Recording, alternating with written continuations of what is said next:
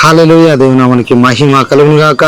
ప్రభువైన యేసుక్రీస్తు నామములో మీ అందరికి నేను శుభాలు తెలియజేస్తున్నాను. ఈరోజు దేవుని యొక్క ప్రవచనం అంటే దేవుని యొక్క వాక్కు, దేవుని యొక్క వాగ్దానం, దేవుని యొక్క మాట. చూడండి, యెషయా గ్రంథము 41వ అధ్యాయము, ఐజియా చాప్టర్ 41, 41వ అధ్యాయము 10వ వచనము.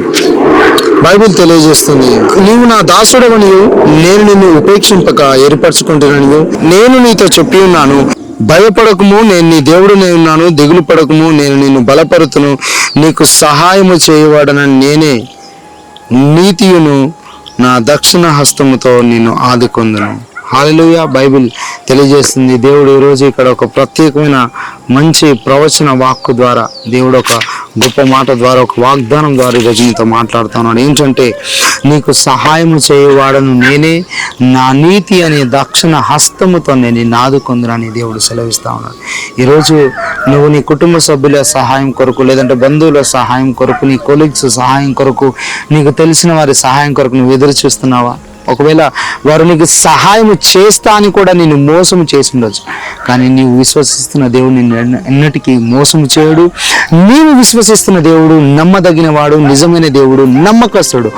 ఆయన నీకు సహాయం చేయబోతున్నాడు. దేవుడు నీకు సహాయం చేస్తే ఇక నీకు ఎవరు సహాయం అక్కర్లేదు. ఎందుకంటే దేవుని చేతు చాలా చిన్నది కాదండి, దేవుని హస్తము చాలా పెద్దది.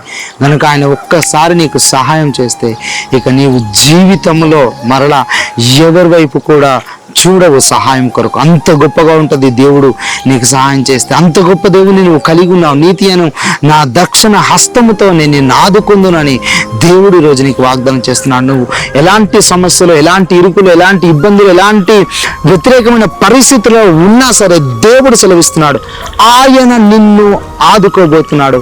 ఆయన నీ పక్షమున నిలబడబోతున్నాడు. God bless you. దేవుడు మీద ఇచ్చిన గాక ఈ యొక్క ప్రవచనం వాక్కును ఆయన జీవితంలో స్థిరపరిచి నెరవేర్చును గాక. God bless you.